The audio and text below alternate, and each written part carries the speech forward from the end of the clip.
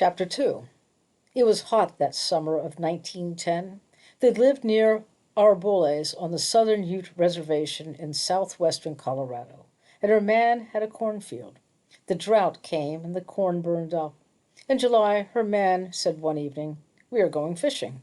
"Who is going?" "Our friends. Charlie Huckleberry, too, so it is all right." Charlie Huckleberry was a member of the council. "Maybe we will smoke fish, so take salt." The next morning they went in 6 wagons. They went up the Piedra to the reservation line and camped. The men caught fish and they ate their fill. It was like the old days when they were children, and all summer they ate fish and picked berries, and there were no cornfields to worry about. In the evening the men wrestled and ran races, and the children threw stones at the magpies, and the women sat and talked.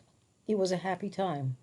The next day someone said they should go into Piedra Town and buy candy for the children. Charlie Huckleberry said it was all right to go. So they broke camp and went into town and bought candy for the children, and the women went to the store and fingered skirt cloth and admired it. But they had no money for skirt cloth. They had spent all the money they had. Then someone said, "Let's go on up the river and camp and catch fish." Charlie Huckleberry said he guessed that would be all right too. They went on up the river and camped, and there were plenty of fish. Service berries were ripe. The men caught fish, and women and children picked berries, as in the old days. They set up racks and smoked the fish they didn't eat. They stayed there a week. Then they went up the river another day and found a place where there were more berries, more fish. And the men killed 2 fat deer that had come down to the river to drink.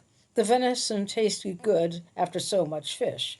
And the women told the men to go up Horse Mountain and get more deer, and they would dry it the old way for winter. There were many deer on Horse Mountain, and they made much meat. Nobody remembered how long they were there because it didn't matter. When they had made meat for the winter, they said, and had smoked fish and dried berries for the winter, they would go back to the reservation. Then Blue Elk came and found them there, and Blue Elk said that they were in bad trouble. He said the police would come after them because they had come to Horse Mountain without a permit. They all gathered around Blue Elk to hear this news. Charlie Huckleberry said there wouldn't be any trouble because he was in charge and he was a member of the council. But Blue Elk said the council had sent him to find them. "The council sent you?" Charlie asked, and everybody knew that Charlie Huckleberry was worried. "They said when I found you," Blue Elk said, "I should tell you this, that there is trouble." Then Charlie asked, "Who paid you to come?" "Somebody always pays you to come to tell trouble. The council didn't pay you. Who did?" "I worry about my people," Blue Elk said. "That is why I came." Charlie said, "The sawmill man in Pagosa pays you to do these things." But Charlie was worried. Everyone knew it.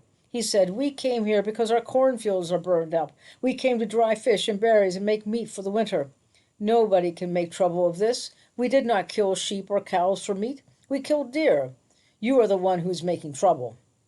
"I came to warn you," Blue Elk said, "and to tell you that this trouble can be taken care of." Johnny Sourwater said, "Maybe we should let our women put you on the drying rack like a fat fish and smoke you too."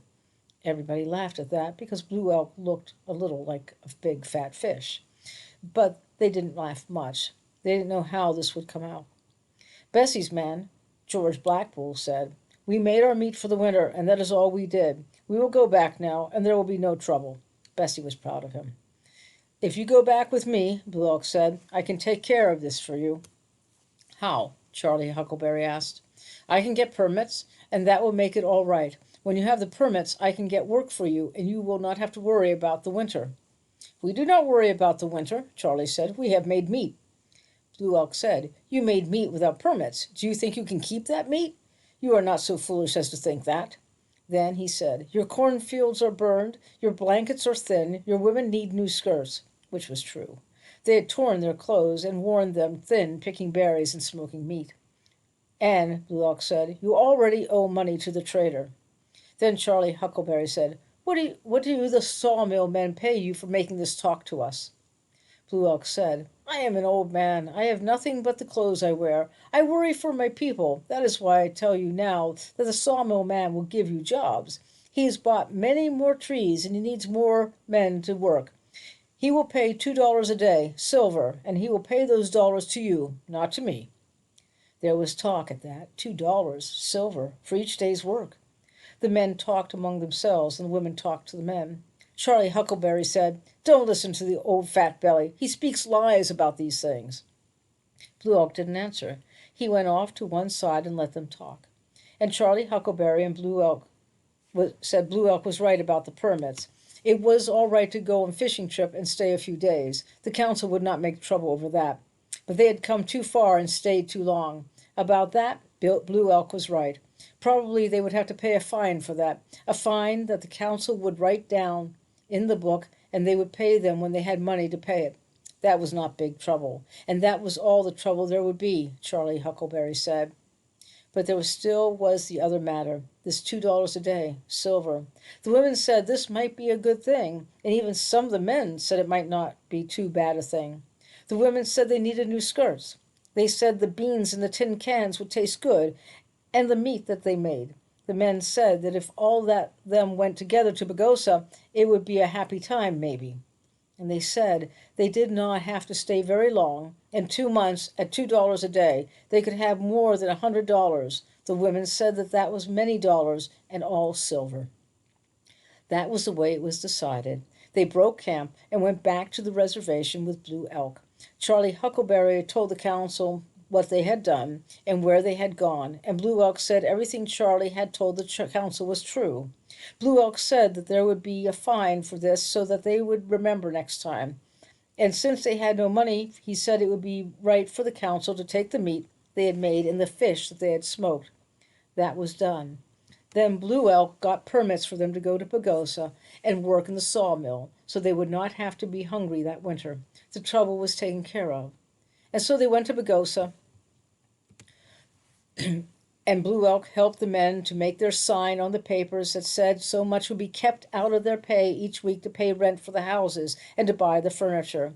And on the papers it said they would buy what they wanted at the company's store and would be paid for by taking part of their wages. The papers said they could not quit and go away while they owed money for these things.